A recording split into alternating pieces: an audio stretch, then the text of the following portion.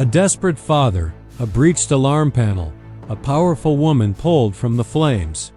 What he heard through the smoke wasn't just a cry for help, it was a warning that someone wanted her to die right there. It was a calculated plan to turn fire into an alibi and profit from silence. A plan that would have worked if Jack hadn't walked into the right room at the wrong time. This is the story of how one decision to run toward the fire changed 3 lives forever. The man who hired me tried to kill his own CEO. He burned buildings to hide fraud. He murdered her brother. And when I found out, he came for my daughter. So I exposed him live, in front of 500 investors, before he could burn another building. The alarm on Jack Cole's phone cuts through the silence at exactly 6:12 a.m., but sleep left him hours ago. He's been staring at the water-stained ceiling of his studio apartment since 4:30, running through interview answers like a prayer he's terrified to get wrong. Why should we hire you, Mr. Cole? Because I know what happens when safety fails. Because I've carried bodies out of buildings that didn't have to burn. The Ashford Group interview is at 9 a.m. sharp. 3 bus transfers. He cannot be late. He cannot mess this up. Not with $2,240 in overdue medical bills sitting on the counter and Lily's inhaler down to 3 refills. Lily coughs in her sleep, a wet, rattling sound that squeezes his chest like a fist. She's curled up on the pull-out couch beside his bed, her small body rising and falling with effort. The inhaler sits on the nightstand next to a half-empty bottle of ibuprofen and a photo of his late wife, Sarah, holding a newborn Lily. Jack swings his legs out of bed. His left knee, the one crushed under a ceiling beam 2 years ago in a warehouse fire, throbs the moment his foot touches the floor. He limps to the kitchenette, pops 2 pills dry, and stares at the scanner he never turned off after his discharge from Seattle Fire and Rescue. He fills the coffee maker. Then the scanner crackles. Structure fire. Fairmount Hotel, 1511 2nd Avenue. 9th floor. Alarm system offline. Jack's hand freezes on the coffee pot, 9th floor. Alarm offline. That's not an accident. His phone buzzes. A text from his neighbor, Mrs. Patel. Good luck today, Jack. Lily can stay with me if you need extra time. Jack looks at Lily, at the inhaler, at the stack of bills.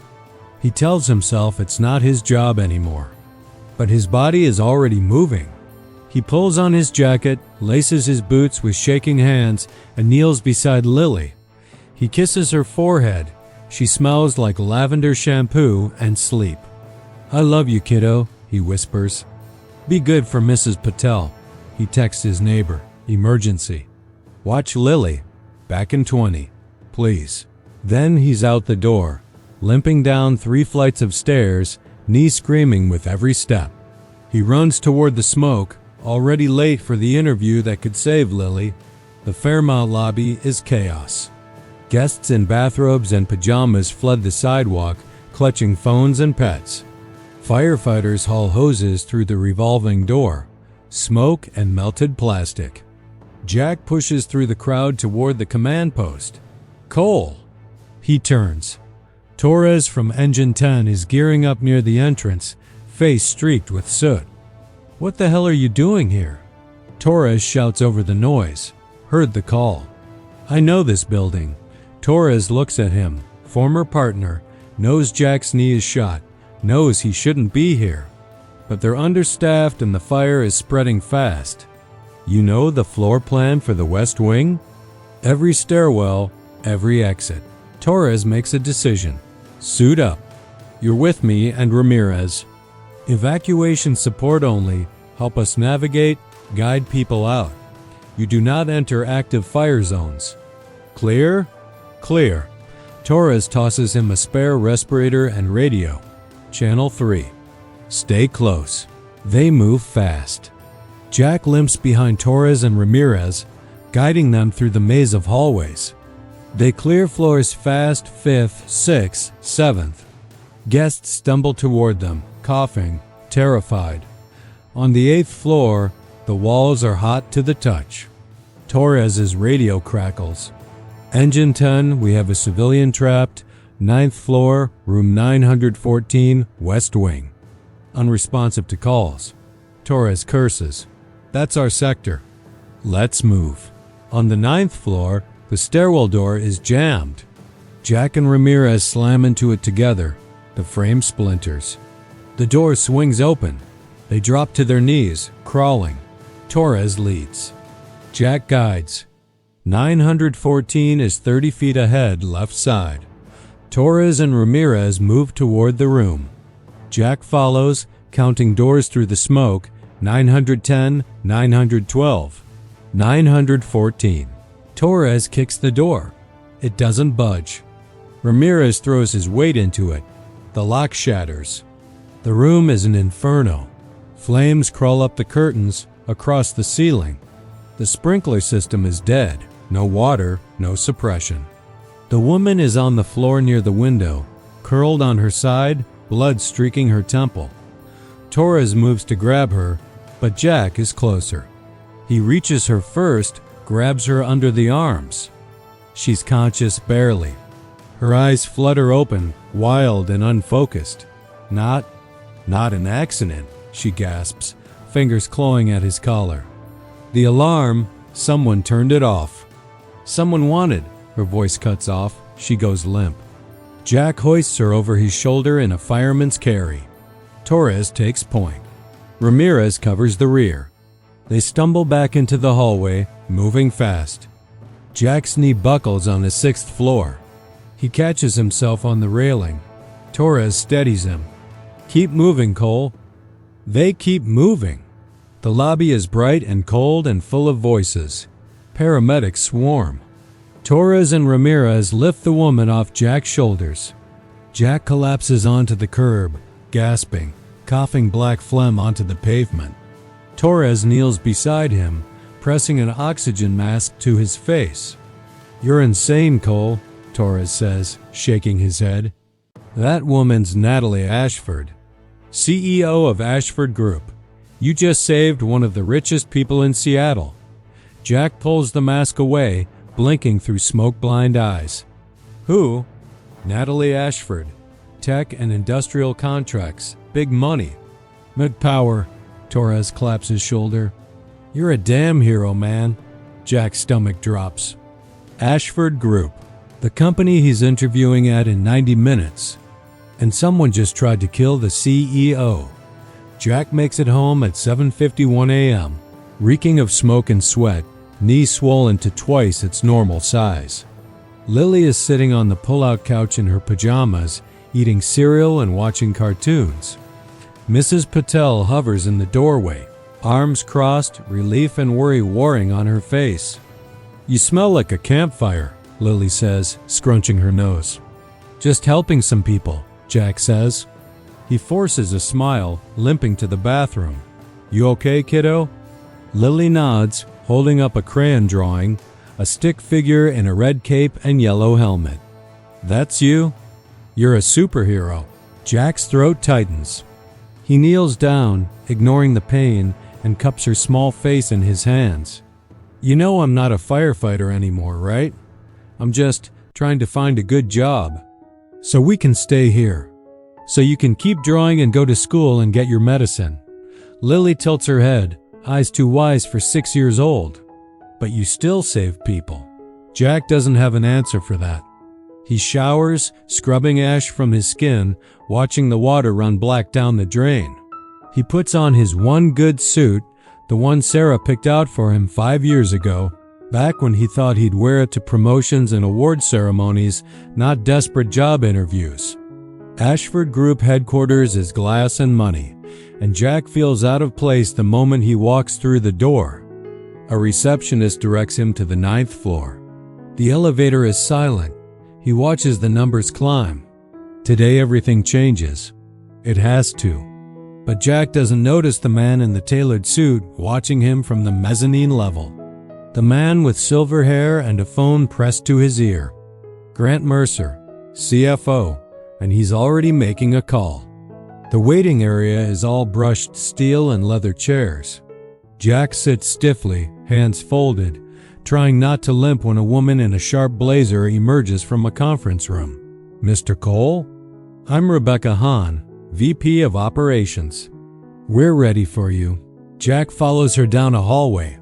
The conference room is large and cold. 3 executives sit at a long table. And at the head of the table, bandage on her temple, is the woman from the fire, Natalie Ashford.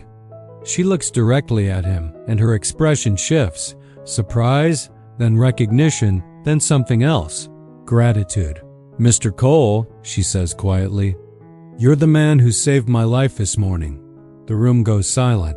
Jack swallows hard. "I didn't know it was you, ma'am. Someone needed help. Torres told me what you did. I'm here for the job, not a thank you. If I'm not qualified, I don't want pity."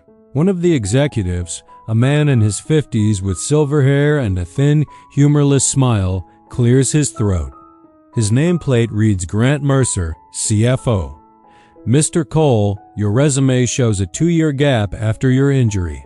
What have you been doing in that time?" Jack turns to him.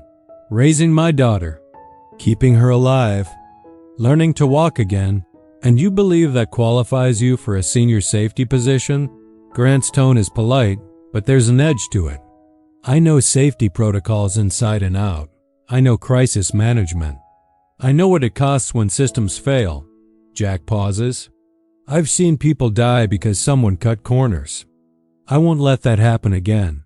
Grant's smile doesn't reach his eyes. "Admirable.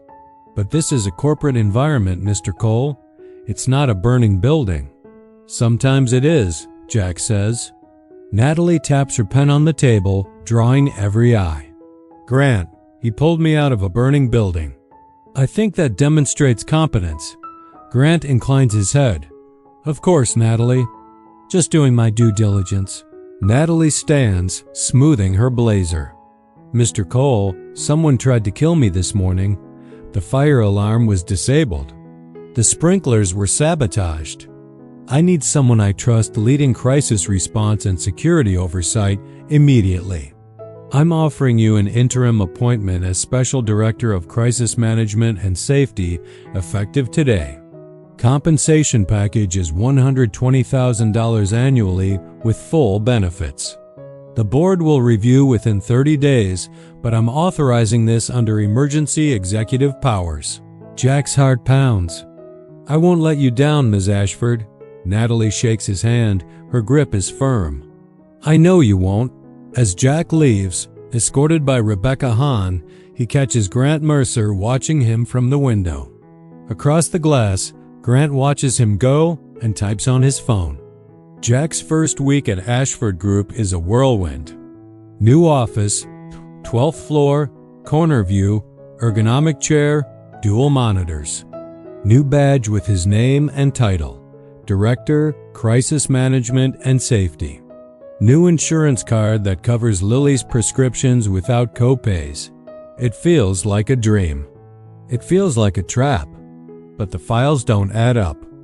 On Thursday afternoon, Jack reviews incident reports from the past 3 years. 4 fires at Ashford Properties. All ruled accidental. All cleared after safety audits flagged violations. Every clearance, Grant Mercer. Jack opens the file on the warehouse fire that ended his career. December 14, 2023. 3 dead. 14 injured, including Jack. The warehouse was owned by Ashford Group. Jack pulls up security footage from the Fairmount. The fire alarm panel was accessed at 5:47 a.m., 25 minutes before the fire. The access code belongs to Redline Services, LLC. Jack runs the company through the state database. Single owner, Grant Mercer. His pulse quickens. He opens another file, a death from 2 years ago. Theodore Ashford, Chief Safety Engineer. Died March 8, 2024.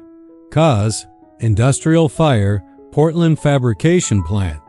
The last email Theo sent was to Natalie. Grant is hiding something in the Portland contracts. I'm going to the board next week. Theo died 3 days later.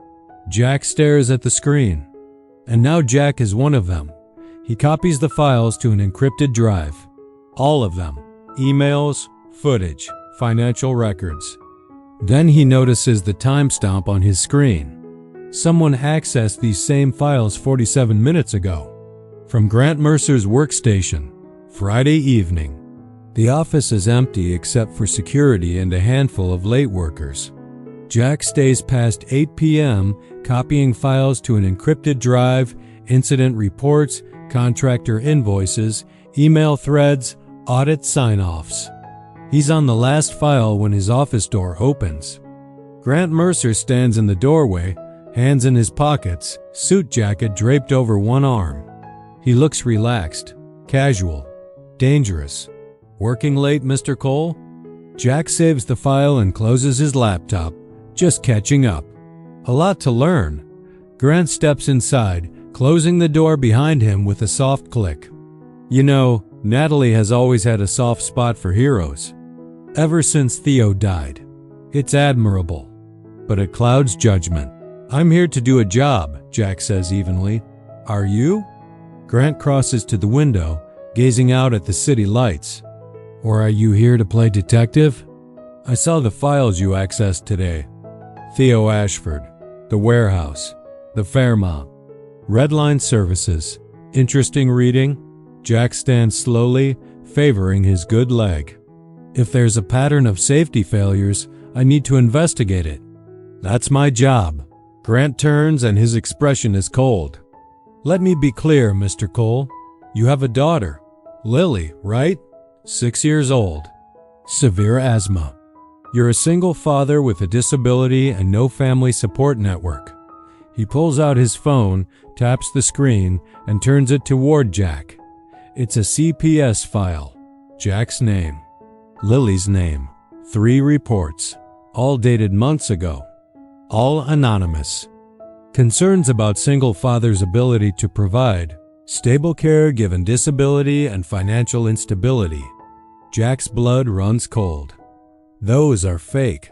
None of those happened. Are they? Grant's smile is thin. CPS doesn't investigate without cause, Mr. Cole. Multiple sources. Verified. Documented. You fabricated those. Grant pockets his phone. I'm offering advice. Focus on your job. Stop digging into things that don't concern you. Because right now, CPS is reviewing your case. One more report, say, about unsafe living conditions during a home visit, and they'll move to emergency custody. You'll spend 6 months in court trying to get her back. If you get her back, Jack's hands shake. You're threatening my daughter. I'm protecting this company. Grant's voice is soft, almost kind. Stop digging. Or you'll lose more than your career this time. He leaves, shutting the door softly behind him. Jack sits down, hands trembling. He opens his phone and texts Natalie. We need to talk. Alone. It's about Theo. And it's urgent. Her response comes 90 seconds later. My office.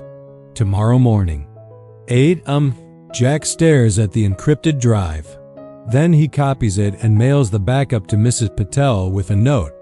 Do not open unless something happens to me. He doesn't sleep that night. Saturday morning, 7:52 a.m. The Ashford Group building is nearly empty, just security and a cleaning crew. Jack takes the elevator to the 14th floor, where Natalie's office overlooks Elliott Bay. She's waiting for him, arms crossed, standing by the window. The bandage is gone from her temple, but the bruise is still visible. What did you find? She asks without preamble. Jack hands her the encrypted drive.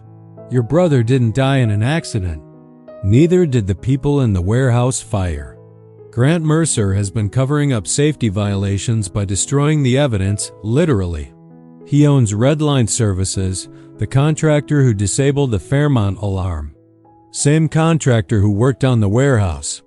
Same contractor who worked on the Portland plant where Theo died. Natalie's face goes pale. She sits down slowly, hands shaking. I've suspected for 2 years, but I had no proof. The board wouldn't listen to me. They said I was grieving, that I was seeing conspiracies. Now you have proof, Jack says.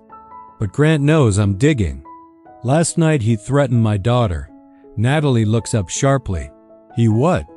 Jack pulls out his phone, shows her the screenshot he took of Grant's screen. He fabricated CPS reports, backdated them 3 months. He has contacts, people who'll verify the complaints. If I keep investigating, he'll call in one more report and CPS will take Lily. Emergency custody. He said I'll spend 6 months in court trying to get her back. Natalie's jaw tightens. We go to the police. If we go to the police, he calls CPS before we leave the building. Lily's gone. And the evidence? Burned. Natalie stands pacing. Then what do? We do it, Liv. Jack leans forward. The shareholder meeting, next Friday. 500 investors. Board members. Media. If we present the evidence there, with cameras rolling, witnesses in the room, he can't spin it. He can't bury it. He'll have to answer for it in real time. Natalie stops. Her eyes sharpen. And if we're wrong? If the evidence doesn't hold? Then we lose everything. Jack meets her gaze. But if we don't do this, Theo stays buried as an accident. Those 3 people in the warehouse stay forgotten. And Grant keeps killing until someone stops him. Natalie sits down across from him. For a moment, neither speaks. Then she puts her hand on his. Her touch is warm, steady. Thank you for not walking away. Jack doesn't pull back. Theo deserved better. So does Lily. Natalie squeezes his hand. Then let's make sure they get it. But neither of them knows Grant is already 2 steps ahead. Monday morning, 8:35 a.m., Jack arrives at the office to find his badge deactivated. The elevator won't let him past the lobby. An HR manager he's never met, a woman in her 30s with a clipboard and a frozen smile, intercepts him at security. Mr. Cole, you've been placed on administrative leave pending an internal investigation. Jack's stomach drops.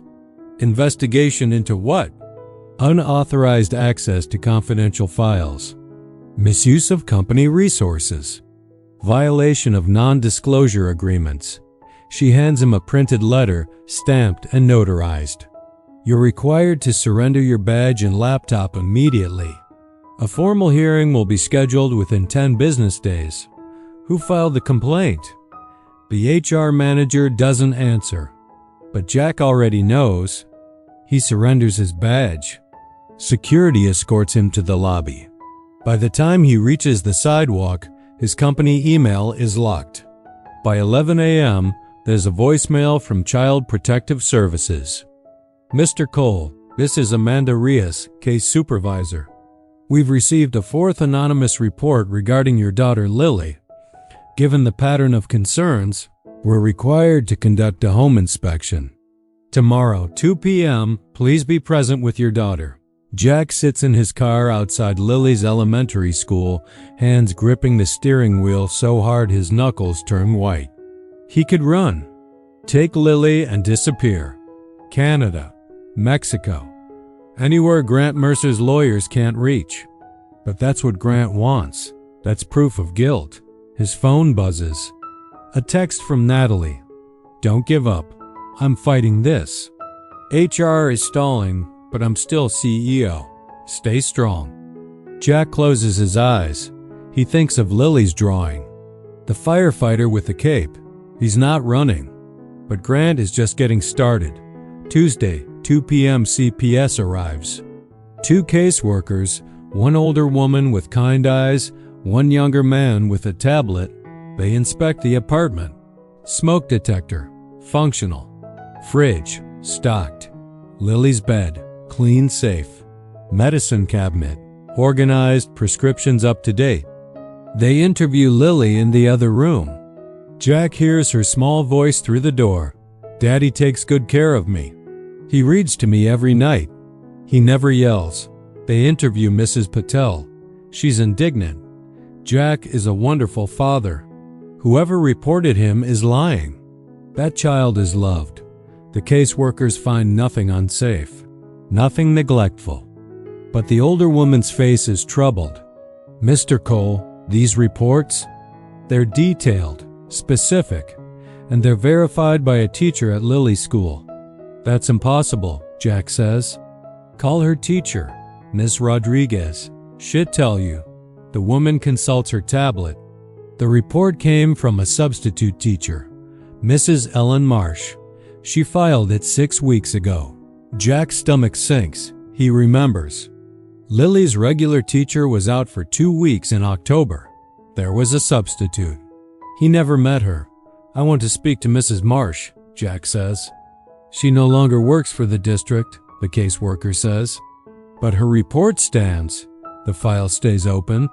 Pending further review, after hours on hold with the school district, Jack finally reaches HR. Mrs. Ellen Marsh was a temp hired through an agency owned by a consulting firm that lists Grant Mercer as a board advisor. Jack texts Natalie. He planted a fake teacher. We need to move faster. Her reply, I'm pulling financial records tonight. Meet me at my condo. 8 p.m. Jack's suspension stands, but Natalie keeps him on the payroll as a consultant, a legal loophole Grant can't immediately close. They work in secret, meeting at coffee shops in her condo, building the case piece by piece. Wednesday night, Jack tracks down the contractor who accessed the Fairmount alarm panel, Eric Donnelly. Small-time electrician, terrified. Jack meets him at a diner in Renton. I can't talk to you, Eric says, hands shaking around his coffee cup. I signed an NDA. Grant Mercer tried to kill someone. And he's threatening my 6-year-old daughter. Jack leans forward. I need the truth. Eric looks up, sees the desperation in Jack's eyes. Finally, he nods. Jack hits record. Grant Mercer contacted me in early October. Said he needed the alarm disabled at the Fairmount. Paid me $10,000 cash. Gave me the code and told me which floor. Which room? Eric's voice cracks. Yeah, he knew Natalie was in that suite. Jack ends the call. He has it, recorded, time-stamped. Natalie pulls financial records using her CEO access. Payments from Grant to Redline Services, to insurance adjusters, to fire inspectors who signed off on accidental rulings. And Thursday night, she finds Theo's final report, the one he died trying to deliver. It's buried in an archive server, flagged for deletion in 6 days. Jack reads the keyline aloud. Grant Mercer has systematically falsified safety audits and orchestrated accidents to destroy evidence when violations are discovered. I have documented 4 incidents. I am bringing this to the board on March 11th. Theo died on March 8th. Natalie's voice is hollow. He killed my brother to cover this up, and he'll kill us if we give him the chance, Jack says. We do this Friday, the shareholder meeting. No delays, Natalie nods, but her phone buzzes. A text from an unknown number. Stop digging, Natalie, or the next fire will be at Jack's apartment. With Lily inside, she shows Jack. His face goes white. We end this, Natalie says. Friday, 1:47 p.m. The Grand Hyatt Ballroom is packed. 500 shareholders in tailored suits. Financial journalists with cameras. The board of directors seated at the front table. Grant Mercer at the podium, presenting Q3 earnings with charts and projections and a calm, confident smile. Jack and Natalie wait in the wings, backstage, out of sight. Jack's knee throbs. He didn't take his pain meds. He needs to stay sharp. Natalie is pale, hands clenched around a USB drive. What if this doesn't work? She whispers. Then we go to prison for slander, Jack says. Or we disappear. Natalie looks at him. I'm glad you didn't walk away. Me too. Grant finishes his presentation to polite applause. He steps back from the podium, gesturing to Natalie. And now, our CEO, Natalie Ashford, will address any questions.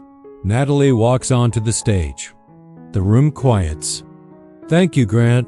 Before we move to Q&A, I have a matter of urgent importance to address. She nods to the AV tech, her own hire, someone she trusts. A slide appears on the massive screen behind her. A photo of Theo Ashford in a hard hat, smiling at a construction site. Theodore Ashford, 1985 to 2024, Chief Safety Engineer.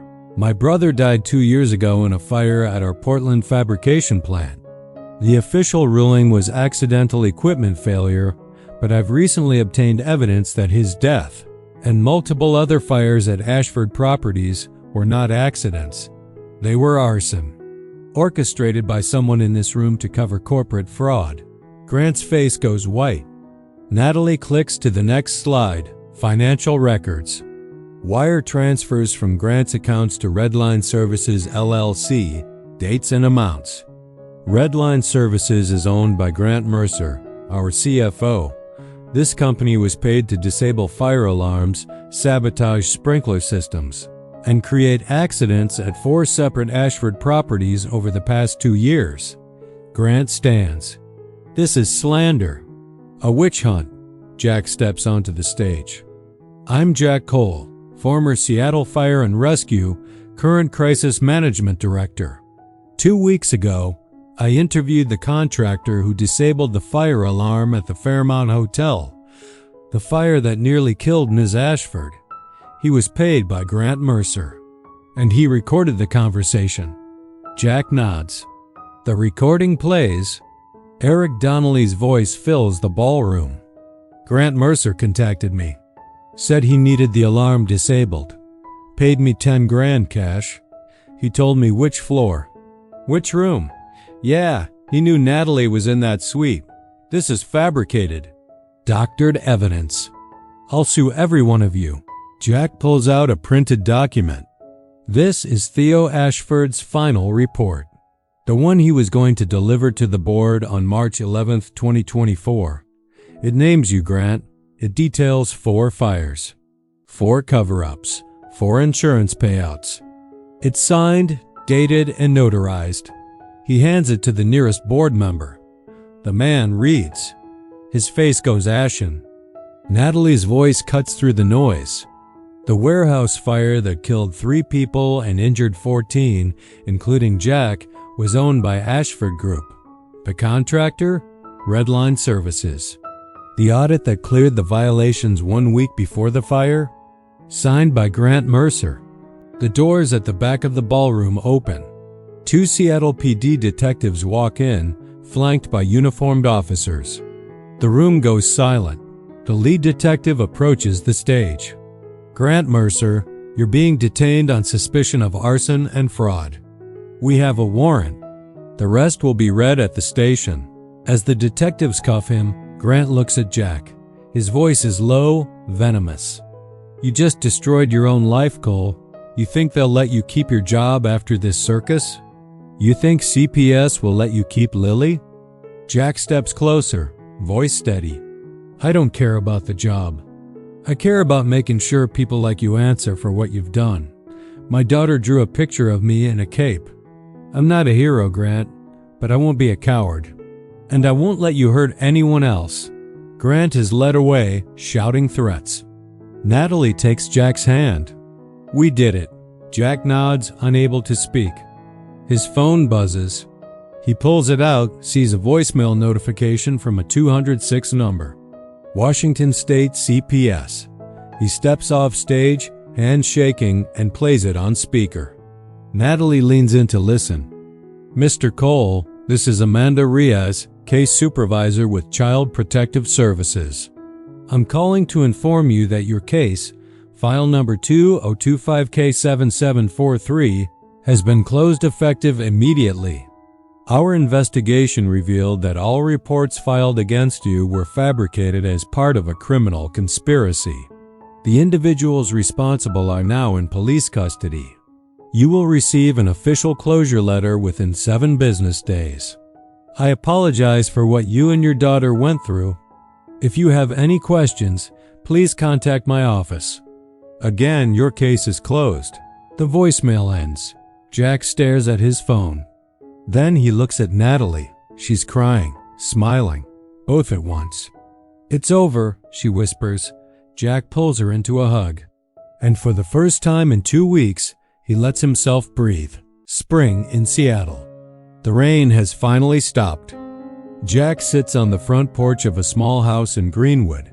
3 bedrooms, a yard with a maple tree, a swing set Lily picked out herself. He's holding a cup of coffee, watching Lily play with a golden retriever puppy named Blaze.